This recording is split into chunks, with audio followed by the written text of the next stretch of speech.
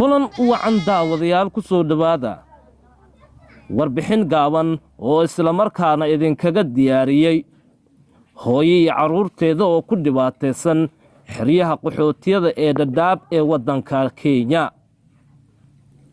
Warbixintan ayaa ku saleysan warbixin isla markaana murugo badan ku gelin doona waa hooyo Soomaaliyeed iyo carruurteeda kadib iyagoo guriga hurda albaabka xagga sare birta loogu geliyay isla markaana guriga halka sare dab la qabadsiiyay.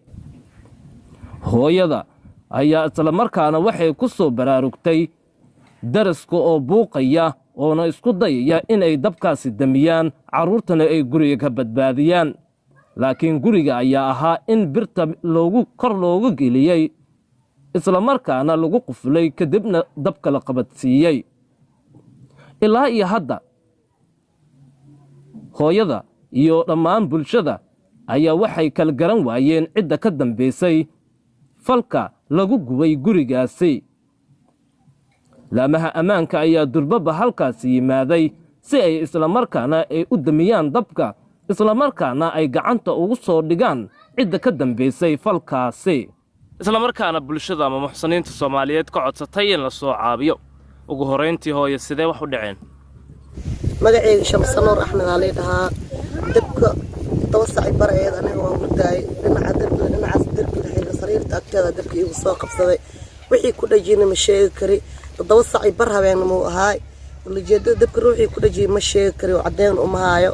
markaan soo toosan qof waxaan baahay kacdeen ku jiro awlaadii baan la rooray banaanka la aaday muslimiin ay imaatay muslimiinta awlaadii laakiin inagu sidan warka ku heleeno in guriga ninkaaga uu gubay ninkaagu yaalay waa ninka nin xanuunsan oo waalan ana markaan baxay banaanka aaday dadkii aadeen asaga sii rooray laakiin guriga asi inuu gubay ayaa hadda la sheegay.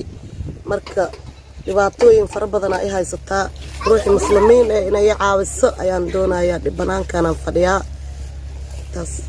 ugu dambeyntii dhammaan muxsiniinta Soomaaliyeed maxaa ka codsanaysaa?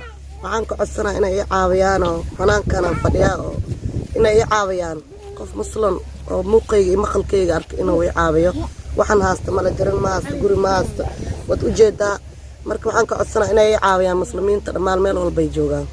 haddaba hooyadan ayaa sheegtay in isla markaa ay doonayso in la soo caawiyo si carruurtooda ay dhammaan ay u helaan hoy ay ku hoydaan iyo wax agab ay ku jeeftaan. Maxamuud Awasda